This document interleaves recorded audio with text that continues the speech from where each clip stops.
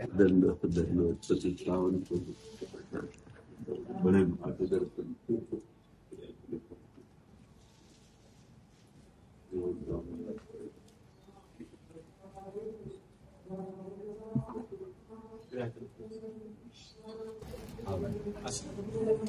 अरे अच्छा लगे हमारा स्वास्थ्य थोड़ा नहीं, हम भी जमीन में बैठे नहीं, हमारा मन भी नहीं लगेगा किस पे बैठे। मैं केवल दर्शन के लिए आया और दर्शन यहाँ से जो आनंद मिलता है इसमें आपको घर में मैं बैठता हूँ और आपके कृपा से आपका दर्शन मिला और महामंडल से बाबा करणपुरी जी आनंद जी महाराज, स्वामी कालिदास जी महाराज, महाराज जी ने 83 साल इनकी अन्य लिया, सिर्फ नारियल पानी पे रहता है।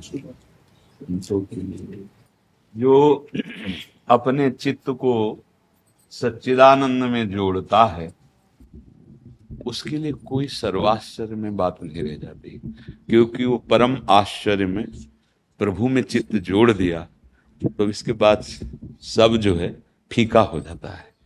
जितने भी साधन हैं सब साधनों का सार है निरंतर चित्त वृत्ति का अपने आराध्य देव में तन्मय रहना। आराध्य देव का कोई भी नाम रूप हो या नाम रूप रहित निराकार भावना में हो, हमारी चित्त वृत्ति का निरंतर उसमें लगा रहना। तो जितने भी साधन हैं जब सबका सार ये उदय हो जाता है कि चित्त वृत्ति भगवदाकार, जैसे गोपी जनों को कोई भी महापुरुष हो सब जानते हैं कि कितनी प्रेम महिमा में स्थित थी, पर खास बात गोपी जनों की जो है वो मुरार पादार्पित चित्त वृत्ति, एक एक चित्त की वृत्ति प्रभु में लगना। संपूर्ण चराचर जगत भगवान का ही स्वरूप है पर मायामय है। हमारी चित्त वृत्ति सदैव मायामय नाम रूपों में मायामयी लीलाओं में विचरण करती रही है। अब गुरु कृपा से भगवत कृपा से चित्त वृत्ति को प्रभु में लगाने का अवसर मिला है, तो जहां प्रभु में चित्त जुड़ा कि फिर सब साधन सार्थक हो गए। नहीं तो जोग कुजोग ज्ञान अज्ञानु जहाँ नहीं राम प्रेम परधानु, सो सब धर्म करम जरि जाऊ जहाँ न राम पद पंकज भाऊ। भगवान के चरणों का प्रेम, भगवान का चिंतन, वही कृष्ण है, वही काली है, वही शिव है और वही हरि है, दूसरा कोई नहीं है। वही भक्तों की भावना के लिए अपने आह्लाद का रूप धारण करते हैं, वैसे दर्शन करा देते हैं। जाकी रही भावना जैसी प्रभु मूर्ति, ये यथा माम प्रपद्यन्ते तास्तते भजामि। जब हमारा चित्त शरीर भाव में होता है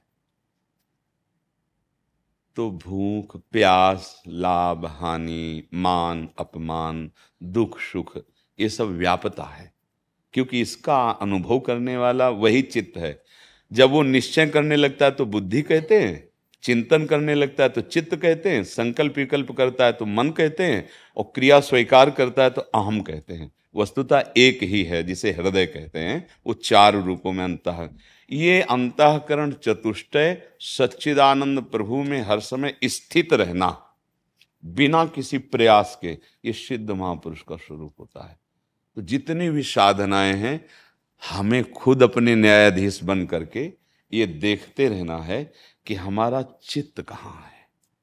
अगर चित्त में थोड़ा भी भेद है, संसार है, वस्तु है, सम्मान है, अन्य आश्रय है, तो अभी उज्ज्वलता नहीं आई, अभी दिव्यता नहीं आई। इसलिए सदैव चित्त का अधिष्ठात्र वासुदेव है, चित्त का अधिष्ठात्र वासुदेव। सद वासुदेव का स्वरूप है वासना वासुदेवस्य वासितम भुवनत्रयम् सर्वभूत निवासोस्मि वासुदेव नमोस्तुते।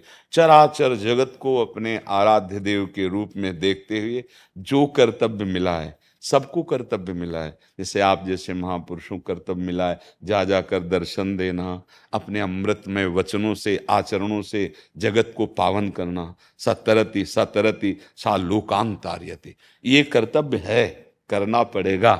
जो अपने कर्तव्य को भगवान की उपासना मानकर बर्ताव करता है, चाहे गृहस्थ हो चाहे विरक्त हो, और निरंतर भगवद स्मरण करता है, वो किसी भी मार्ग का पथिक हो, वो उस परम तत्व को प्राप्त हो जाएगा। उसके नाम बहुत हैं, उसके रूप बहुत हैं, पर वो एक ही है। जो लोग नहीं समझ पाते हैं वो एक पक्ष अपना मानकर और वो दूसरा पक्ष की निंदा करना, हिंसा करना, ये वो बेचारे दया के पात्र हैं, वो जान नहीं पा रहे। कोई भी आचार्य पेड़ एक दाल पत्ता नहीं। हाँ, कोई भी महापुरुष आचार्य ऐसा कभी आदेश नहीं कर सकते। ये आसुरी बुद्धि जैसे धारण करते हैं, एक आचार्य को अपना मानकर दूसरे आचार्य के सिद्धांतों का खंडन, एक महापुरुष को अपना गुरु मानकर अन्य महापुरुषों की अवहेलना, ये बेचारे हैं।